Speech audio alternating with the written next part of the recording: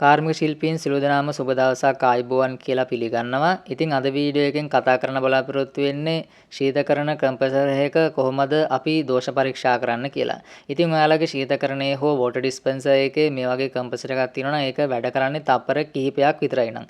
ඒ කියන්නේ ශීතකරණය ඔන් කරලා පස්සේ තප්පර කිහිපයක් විදුලි මෝටරය එහෙම නැත්නම් කම්ප්‍රෙසර් එක වැඩ කරලා ඕෆ් වෙනවා. ඉතින් අන්න එහෙම දෝෂයක් තියෙනකොට අපි මොකක්ද පරීක්ෂා කරන්නේ? අපි කම්ප්‍රෙසර් එක කොහොමද පරීක්ෂා කරගන්න කියලා මේ වීඩියෝ එකෙන් කියලා දෙනවා. ඉතින් මෙහිදී මේ දෝෂය තියෙනවා නම් කම්ප්‍රෙසර් එක ඊටාත්ම රත් වෙනවා. ඒ කියන්නේ අතින් ස්පර්ශ කිරීමට අපහසු උෂ්ණත්වයක් තියෙනවා. ඉතින් අපි කොහොමද මේක පරීක්ෂා කරගන්නේ? ඉතින් සාමාන්‍යයෙන් කම්ප්‍රෙසර් එකේ විදුලිය සම්බන්ධ වෙන්නේ ඕලෝඩ් එක සහ රිලේ එක කියන කොටස් දෙක හරහා තමයි. ඉතින් අපි සාමාන්‍යයෙන් කම්ප්‍රෙසර් එකක් තපර 5ක් 10ක් දුවලා ඕෆ් වෙනවා කියලා කියන්නේ අපිට නිගමනය කරන්න පුළුවන් ඕලෝඩ් එකේ හෝ රිලේ එකේ හෝ නැත්නම් කම්ප්‍රෙසර් එකේ ප්‍රශ්නයක් කියලා. ඉතින් අපි මේ තුනම එකපාර පරීක්ෂා කරන්න පුළුවන්. මේ වගේ ක්ලෑම්ප් මීටරයක් මම පාවිච්චි කරනවා.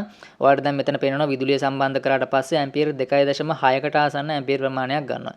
ඉතින් මේකේ සාමාන්‍ය රේටඩ් ඇම්පියර් එක වෙන්නේ 0.7ත් 8ත් අතර.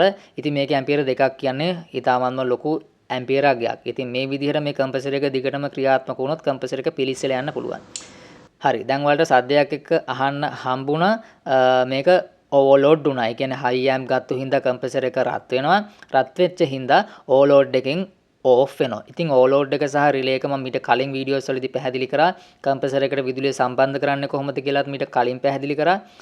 ඉතින් ඔයාලට මේ වීඩියෝස් බලලා සම්පූර්ණ අවබෝධය ගන්න පුළුවන්. මම මේකෙදි ඔයාලට කියලා දෙන්නේ ස්ටාර්ටින් ඇම්පියර් එක හයි ඇම්පයක් කොහොමද ගන්නවා රනින් ඇම්පියර් එක අඩු ඇම්පියර් අගයක් ගන්න.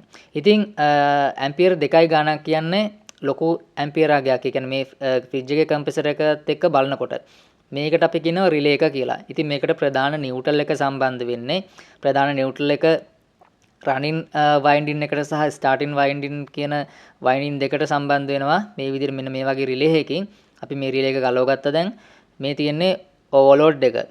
ඉතින් ඕවර්ලෝඩ් එකත් ඔයාලට මේ විදිහට බලා ගන්න පුළුවන්. මේකට සම්බන්ධ වෙන්නේ ප්‍රධාන ලයිව් කනෙක්ෂන් එක. මේක තියෙන්නේ කම්ප්‍රෙසර් එකේ ආරක්ෂාවට. කම්ප්‍රෙසර් එක ඕවර්හීට් වුණොත් මෙයා විදුලිය කම්ප්‍රෙසර් එකට ලබා දෙන්නේ නැහැ. ලයිව් කනෙක්ෂන් එකට කම්ප්‍රෙසර් එකට ලබා දෙන්නේ නැහැ. මම මේවා කෙටියෙන් සඳහන් කරන්නේ මොකද මම මේවා වීඩියෝස් වලින් ඔයාලට පිට කලින් ඔයාලට සම්පූර්ණ පැහැදිලි කරලා තියෙනවා.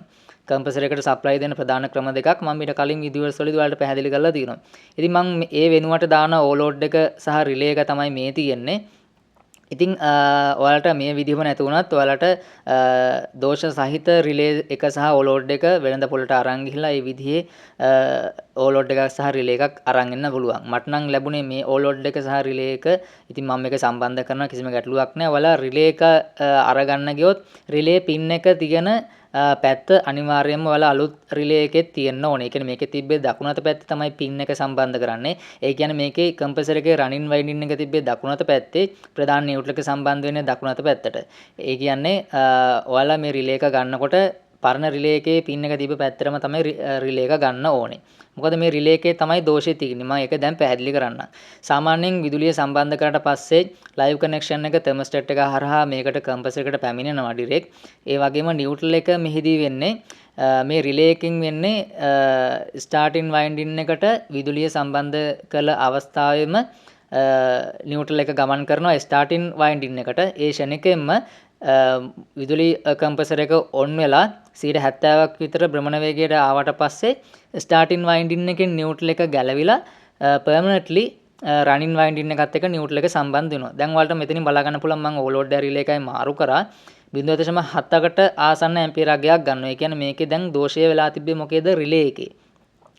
දෝෂය තමයි නිව්ට්‍රල් එක රනින් වයින්ඩින් එකට සම්බන්ධ වුණාට මේකේ ස්ටාර්ටින් වයින්ඩින් එකට මේකේ සප්ලයි එක පාස් වෙනවා. ඒ වුණාට ස්ටාර්ටින් වයින්ඩින් එකේ වෝල්ටේජ් එක ගත්තට පස්සේ එහෙම නැත්නම් ස්ටාර්ටින් වයින්ඩින් එකට විදුලිය ගමන් කරාට පස්සේ ස්ටාර්ටින් වයින්ඩින් එකෙන් නිව්ට්‍රල් එක ගැලවෙන්නේ නැහැ. ඒ කියන්නේ කට් ඔෆ් වෙන්නේ නැහැ.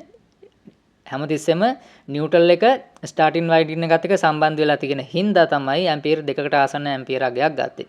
මේකේ වෙන්නේ ඔන් කර විගසම නිව්ට්‍රල් එක ස්ටාර්ටින් වයින්ඩින් එකට මිලි තප්පර ගාණක් සම්බන්ධ වෙනවා. කනෙක්ෂන් එක ඇති වෙනවා. ඒ ශනිකයෙන්ම ස්ටාර්ටින් වයින්ඩින් එකත් එක්ක නිව්ට්‍රල් එක සම්බන්ධතාවය විසන්දි වෙනවා. පර්මනන්ට්ලි වැඩ කරන්නේ රනින් වයින්ඩින් එකත් එක්ක තමයි නිව්ට්‍රල් එක වැඩ කරන්නේ. හරි මං හිතනවා ඔයාලට මේක පැහැදිලි වෙන්නේ නැති කියලා කෙටි වීඩියෝ එකක් ඉදිරිපත් කරේ මේ වගේ දෝෂයක් තිබ්බොත් අපි කොහොමද මේකට පිළියම් යොදන්නේ අලුත් වැඩියා කරගන්න කියලා.